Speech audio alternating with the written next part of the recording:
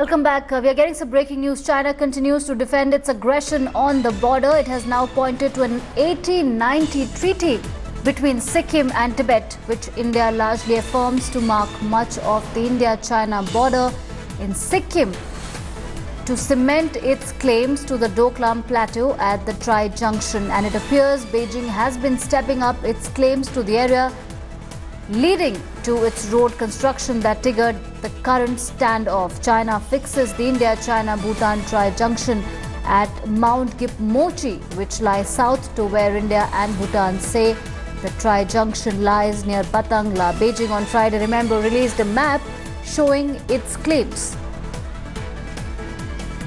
So that's the latest as far as the standoff between India and China is concerned. China has now pointed to an 1890 treaty between Sikkim and Tibet, which India largely affirms to mark much of the India-China border.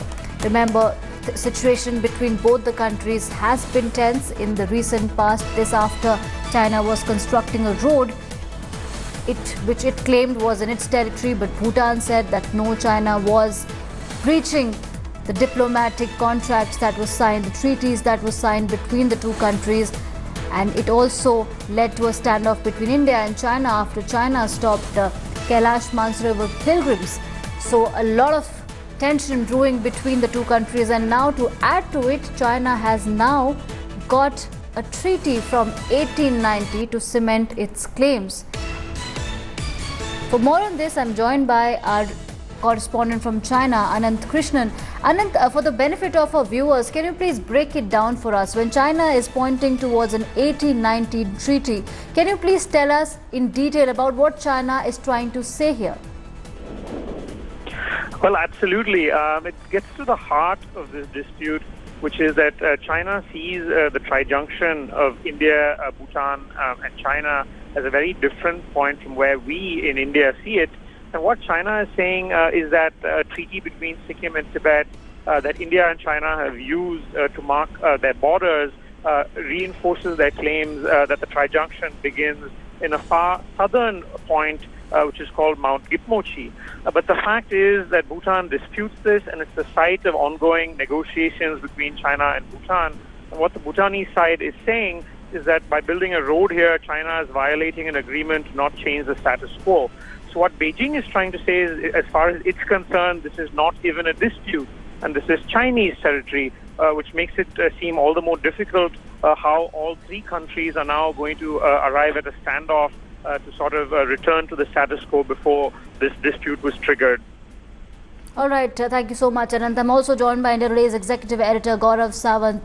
Gaurav, China, again flashing history at India, pointing to a treaty from 1890, trying to cement its claims. So what does it mean as far as the three countries who are, at a point when tension is peaking between the three countries? What does this latest statement from China means? Actually, at this point of time, fortunately, it appears that there appears to be some kind of scaling down of tension. If you remember the shrill rhetoric that we heard on day one from China, whether it was carrying out a 35-ton tank exercise firing drill in Tibet, or a colonel of the Chinese army telling India to remember 1962. So they were very shrill, a lot of rhetoric coming on day one and day two. But ever since, there's been a very measured response both from India and from Bhutan. And there appears to be some kind of scaling down, both by China and also on the situation on ground in terms of there is no jostling, there is no, the armies are there, but the tension appears to be contained, and the fact that China is now referring to treaties, keep one thing in mind, there are several treaties and agreements between India and China and Bhutan and China that talk of if there are any different perceptions of where the borders are, there is a mechanism in place. And that mechanism is expected to now kick in. So China has given out its side of the story, Bhutan has given out its side of the story, and perhaps they will return to the negotiating table to solve it. But that eyeball to eyeball confrontation that was happening, that tension that was there, well, hopefully that will now gradually de-escalate. Thank you so much, Gaurav Sawant, for that update.